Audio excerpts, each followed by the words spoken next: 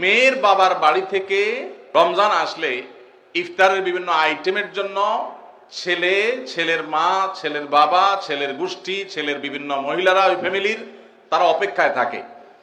আল্লাহর জমিনে যদি 10টা নিকৃষ্টতম ছোট লোকই থাকে, তার একটা হলো এইটা। যুবক ভাইরা, কোন যুবক হাত তুলে বলতে পারবেন যে আমার শ্বশুরবাড়ি থেকে রমজান উপলক্ষে এরকম কোন ভিক্ষাবৃত্তি আমরা করতে দেই নাই? বলতে পারবেন কেউ? দেখি কার কার বুকে পাঠা বলা আছে, হাত তোলেন। হয় নাই যাদের। বাবাজি আপনি হাত তুলছেন, আপনাদের আমার তো এগুলো ছিলই না। আপনি হুদাই ক্রেডিট নিচ্ছেন কেন? এগুলো তো নতুন, আমাদের দেশে নতুন ফিতনা শুরু হয়েছে। এই দাঁড়িয়ালা ভাই, আপনি হাত তুলছেন কি বুঝা? বলেন বলেন কি বুঝে হাত তুললেন? আপনার শ্বশুরবাড়ি থেকে ইফতার আসে নাই?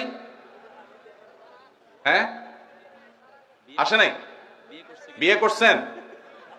হ্যাঁ বিয়ে করছেন, শ্বশুরবাড়ি থেকে ইফতার আসে নাই? গরিব তারা, মানে কারণ কি? ভাইয়ের আমার, এদেশ থেকে যৌতুককে ওলামায়ে কেরাম মিম্বর থেকে, মাহফিলের মঞ্চ থেকে ঝেঁটিয়ে বিদায় করেছেন, আলহামদুলিল্লাহ।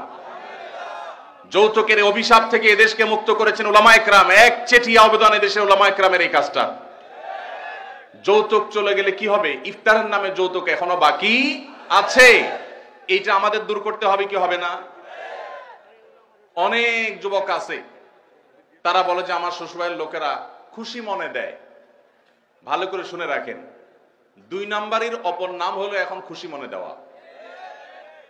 ঘুষখোর সেও বলে খুশি হয়ে দিস, যৌতুকখোর সেও বলে বেহিসাব খুশি হয়ে দিস। শুধু খুশি হয়ে না, জোর করেও দেয়।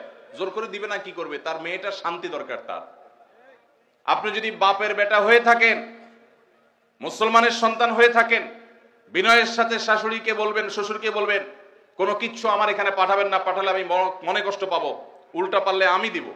একটা কথা আমি সবসময় বলি ভাই, একটা মেয়েকে কষ্ট করে গর্ভধারণ করা, জন্মের পর থেকে নিয়ে তাদেরকে পড়ালেখা ভরণ পোষণ দিয়ে বড় করে যখন সে সার্বিকভাবে একজন পূর্ণাঙ্গ মানুষে পরিণত হয়েছে, সুশিক্ষিত হয়েছে, সুস্থ সবল হয়েছে, সুঠামদেহী হয়েছে, তখন তাকে ছেলে পক্ষের হাতে তুলে দেয়। সারা জীবন এই মহিলাটার পেছনে ইনভেস্ট করেছে কে? তার বাবা মা। আর ভোগ করছে কে? স্বামী এবং স্বামীর ফ্যামিলি। ঠিক না ভাই? ঠিক। পড়ালেখা করাইছে মেয়ের বাপ মা, ওই পড়ালেখা দিয়া, ওই শিক্ষা দিয়া স্বামীর ছেলে মেয়েকে সে পড়ালেখা করায়। ঠিক না ভাই? ঠিক। রান্না বান্নাটা শিখাইছে তার মা, ওই শিক্ষা দিয়ে রান্না বাড়া করে খাওয়ায় কারে? স্বামীকে, শ্বশুর শাশুড়িকে। ঠিক না ভাই? ঠিক। তাহলে উচিত হলো ছেলে পক্ষের মেয়ে পক্ষকে এটা বলা, বেহিসাবকে বলবে ছেলের বাবা, মেয়ের বাবাকে বলবে বাবাজি বা ভাই, আপনার মেয়ে, তাকে মানুষ করতে যত টাকা পয়সা লাগছে তার সব কিছু আমি দিতে চাই। এরপরেও তো কোনো মানুষ কেনা যায় না, এটা কেনার জন্য দেওয়া না, অন্তত কৃতজ্ঞতা আদায়ের জন্য দেওয়া। এটা বলা দরকার ছিল।